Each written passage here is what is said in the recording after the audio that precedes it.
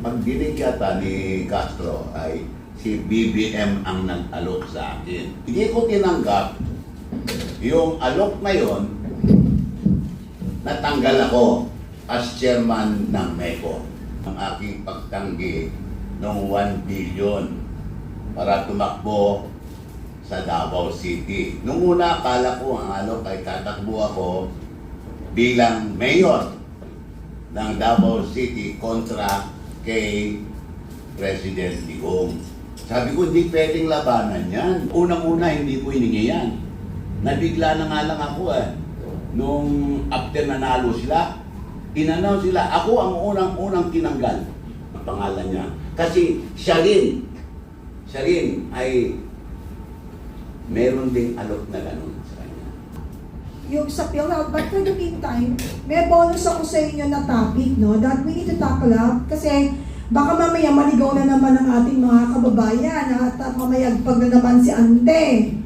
Kasi may mga statement po ang ating pong kinatawan sa PCO, spokesperson of ating pong administrasyon, saying that there's a statement na sinasabi na yung statement daw po ng ating pong former Secretary ng DOLE na si Secretary Bebot Bello is, ang sabi daw po ni Pangulo regarding this statement is, it's a lie.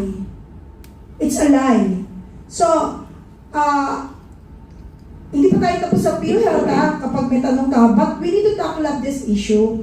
We need to take advantage that the former Secretary of DOLE is with us para malaman natin from him yung sinabi ng spokesperson ng administrasyon that ang sabi ng ating pong PBBM regarding the statement of former Secretary Bello na hindi daw to totoo, kasinungalingan.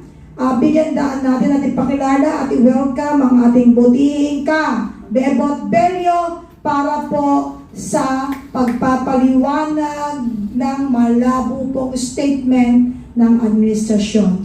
Kabebot, pasok! Ito na lang kaya, malakas ang araw. Thank you. Malakas ang boses mo. Okay na yan, okay. Takot sa'yo. Penny, ano yun tungkol sa sinabi ko? Kasi po, meron po kayo dati sa kapihan po sa PDP, sa People's Congress daw, pero nasabi rin po niya yon ahead, bago mag-People's Congress. Very consistent po si Secretary Bello dun sa kanyang statement, at kahit saan mo siya ibato, isa lang po yung sinasabi niya. So ako po 100% naniniwala ako sa bawat sinasabi ni Secretary Bebot. Ba't siya pupunta dito para magsinungaling at ipahiya ang kanyang sarili? Para lang magsinungaling. Nabanggit mo ba, Penny, yung tungkol sa sinabi ko na inalukan ako ng 1 billion? Ayun nga po. Sinabi po ninyo na nag-alok po ang administrasyon para kayo po ay patakbuhin sa nakaraan pong eleksyon sa Davao. Tapos at inalok kayo ng halagang 1 billion just to run. But, ayun nga po, dugtungan niyo na po, Sir. Totoo po yan, Benny. Totoo, Benny. Benny, no. Ito si Castro, si Miss Castro, ay sinasabi niya na hindi totoo. Maaaring ang pagdinig yata ni Castro ay si BBM ang nag-alok sa akin. In fairness po, hindi si BBM ang nag-alok sa akin. Pero ang nag-alok sa akin, kilala po ni BBM. At ako'y naniniwala na yung alok na yon ay may clearance sa kanya. Dahil nung hindi ko tinanggap yung alok na yon, natanggal ako as chairman ng MECO. Yun ang balandra ng aking pagtanggi ng 1 billion para tumakbo sa Davao City. Nung una, akala ko ang alok ay tatakbo ako bilang mayor ng Davao City kontra kay President Digong. Sabi ko, hindi pwedeng labanan yan. Magkasama kami 1964 pa. Nung co-border ko yan sa YMCA from 1964 to 1970. Nung kami naging abogado na, akala ko Yun na ang last time namin magkita ni President Duterte. Kaya sabi ko sa kanya, pare, ako, uwi na ako sa Isabela, doon ako mag-practice ng pagka-abogado. Ikaw naman, uwi ka sa Davao, doon ka mag-practice ng pagka-abogado. Kaya, maswerte ka, hindi mo ako makakaharap sa husgado, sabi ko. Pero hindi ko akalain na in 1972, napunta ako ng Davao. At doon ulit kami nagkita. At nung dumating ako doon, si President Digong ay isang special counsel of the office of the city mayor. Special counsel sa, pero ang trabaho niya ay parang piskal. Yung piskal ng araw, ngayon ang tawag natin prosecutor. Yan, diyan kami nagsama ni President Digong from 1964 to 1970, and then from 1972 up to the time na i-kidnap siya. Kasi kidnap yun, pure and simple kidnapping yun. Dahil unang-una, mismo si BBM nagsabi na ang ICC has no jurisdiction in the Philippines.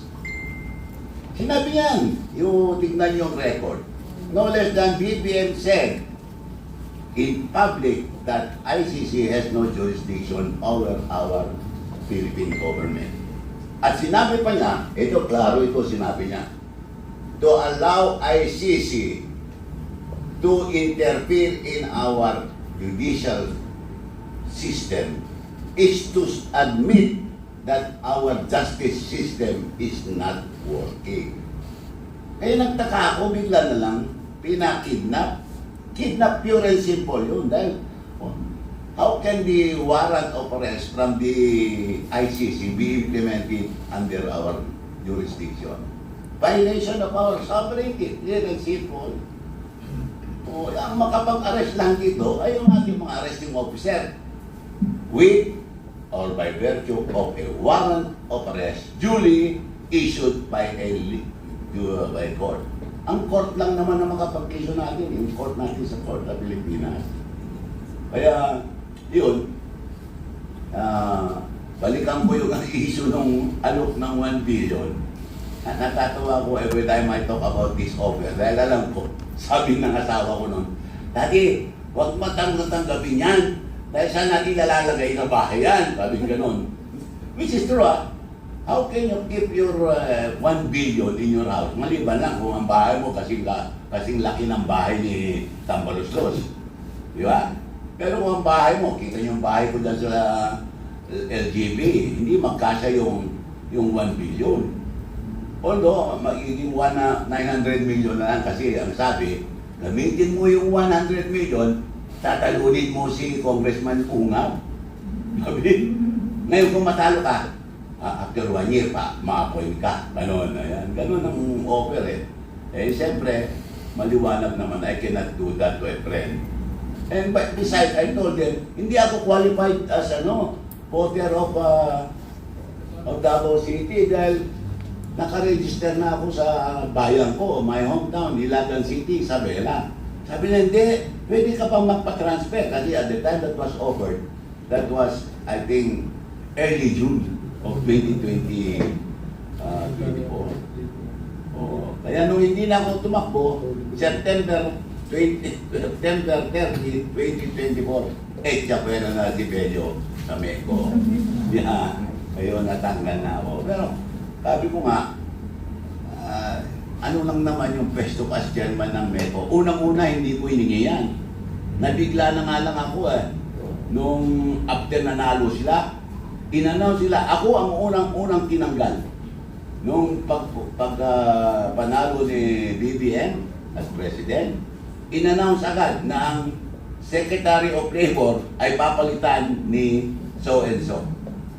Pero sinabi naman, Secretary Bello will be appointed as chairman of MECO. Alam niyo bang MECO? MECO is Manila Economic and Cultural Office. That is not a government office. That is a private corporation. That is why I was not appointed by BBM. Ang nag-appoint sa akin ay ang board, the board of MECO.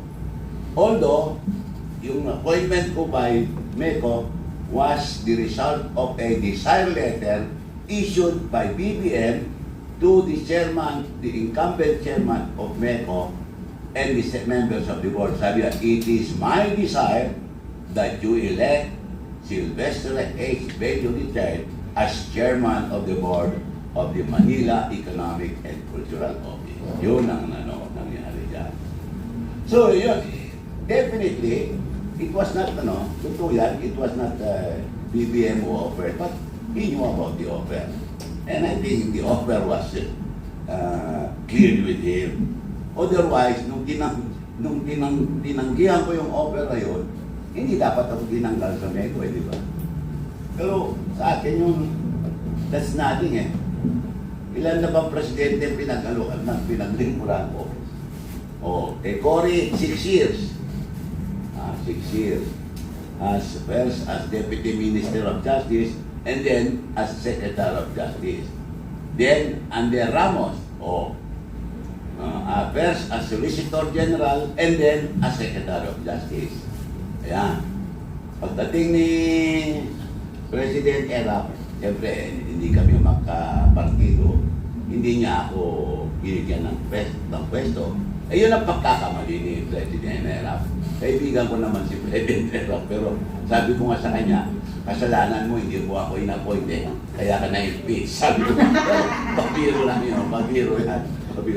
Pero totoo, he's the only one who did not appoint me, kaya na-impeach. Si GMA, 9 years ako dyan kay GMA. After GMA, Noynoy. Hindi naman ako pwedeng appoint ni Noynoy dahil congressman ako. I was elected then as congressman. Yun. It was a congressman from 2013 to 2016. Yan. So, yun po ang aking, And then, siyempre, 6 years ako kay President Digong. Although, alam nyo, malaking history yan, bakit ako naging Secretary of Labor kay President Digong. Kasi, ang sabi sa akin nung kapanalo niya, uy, pare, komunista ka naman eh. Ikaw ulit ang mag-chairman nung GRP Peace Panel. Chairman ka ulit, ikaw makipag-usap ng negotiate peace with the NDM, CPP, NPA. Sabi ko, boss, okay lang. Okay lang, pero hindi ako komunista ako sa una. Kasi naging chairman ako, panahon pa ni Cory, panahon pa ni Ramos, at panahon pa ni GMA. So, hindi dahil komunista ako, hindi dahil magaling ako mag-negotiate. Yun. Pero sabi niya, alam ko naman komunista ka, sabi niya sa akin. Pero hindi totoo yun. hindi totoo yun. Anyway, that is the story of Pebot Bello. Hindi ko kailangan yung trabaho sa MECO. Kaya nung tinanggal ako, walang sa akin, walang epekto sa akin. Yan. So, maliwanag ha, meron talagang nag-offer. Kaya, alam nyo, yung nag-offer sa akin, matalik kong kaibigan. Kaya hindi ko pwedeng i-reveal ang pangalan niya. Kasi siya rin ay meron ding alok na ganun sa kanya. Okay, hindi ko na lang sasabihin kung sino. Nakakaano yan? Babae o lalaki? No, may pin o wala? Ano